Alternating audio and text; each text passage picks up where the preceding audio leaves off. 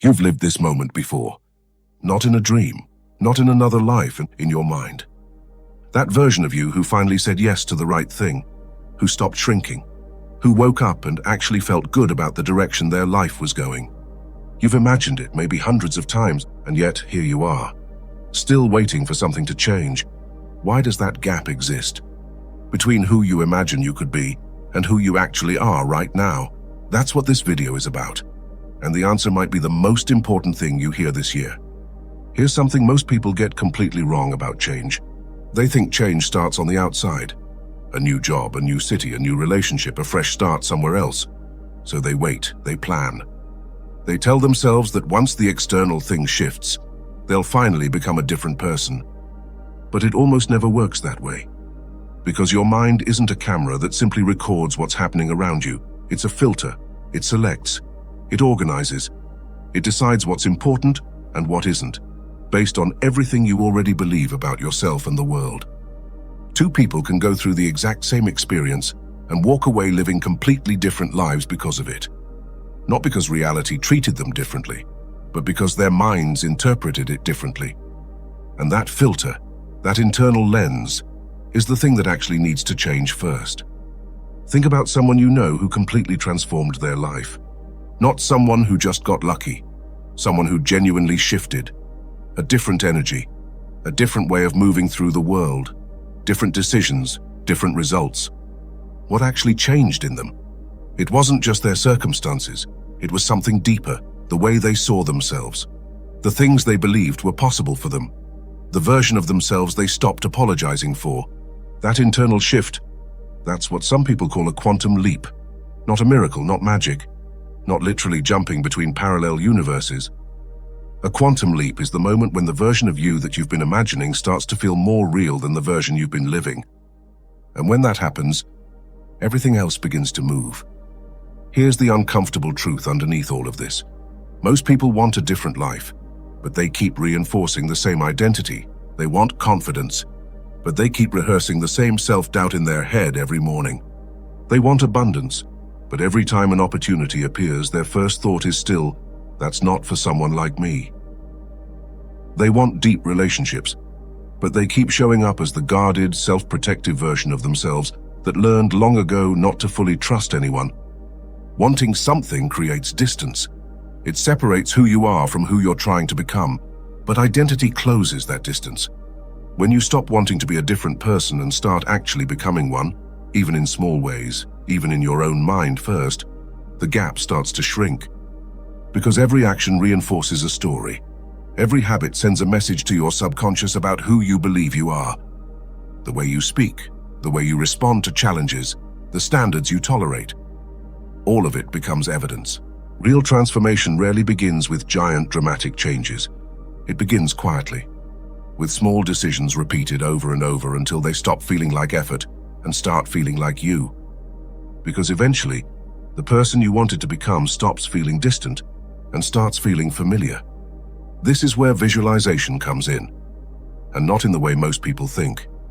Visualization isn't daydreaming, it isn't wishful thinking, it isn't staring at a vision board and hoping the universe delivers. It's mental rehearsal. Your brain doesn't fully separate a vividly imagined experience from a real one in terms of how it fires. When you repeatedly picture yourself thinking, deciding, and moving through the world as a different version of yourself, your brain starts building the pathways that make that version of you feel familiar. Not instantly, not magically, but consistently over time. The version of you that used to feel like a fantasy starts to feel like something you're growing into. And then your decisions begin to shift, quietly, almost without you noticing. You take the opportunity you would have avoided. You speak up when you would have stayed quiet. You walk away from what you would have tolerated, not because you forced yourself, because it started to feel natural. And that's what makes visualization powerful. You're not trying to escape your current reality. You're training your mind to recognize a new one, because the brain is always learning from repetition. It learns from the images you replay, the stories you tell yourself, and the identity you practice internally. Over time, your inner world starts influencing your outer world, and eventually, the person you kept imagining stops feeling imaginary. They start becoming the person making your decisions every day, Small shifts compound. The way you react to setbacks changes slightly. The way you interpret a hard moment changes slightly. The way you talk to yourself in the quiet hours of the night, that changes too. None of it feels dramatic in the moment. But those micro changes build on each other, and one day you look back and realize the person making decisions now is not the same person who started this process. That's the quantum leap, not a single dramatic moment. A gradual crossing over from one version of yourself to another. Most people miss this because they're waiting for fireworks. They're waiting for a life-changing moment that instantly transforms everything. But real change is usually quieter than that. It happens beneath the surface, in thoughts no one hears and choices no one notices. Until one day, the small shifts become impossible to ignore, and you realize you've already become someone different. Things like meditation, intentional breathing, gratitude. These aren't mystical rituals. They're tools for one specific thing, slowing down the automatic reactions long enough to choose something different. Because here's what most people don't realize. There's always a gap between what happens to you and how you respond to it. That gap is where your freedom lives. When your mind is reactive and noisy, that gap disappears. You just respond on autopilot. The same patterns, the same outcomes, the same life. But when you train your attention, when you practice being present, being still, being intentional, that gap opens up. And in that space, you get to choose who you're being. Over and over again every day. Until one day it stops being a choice you have to make consciously. It just becomes who you are.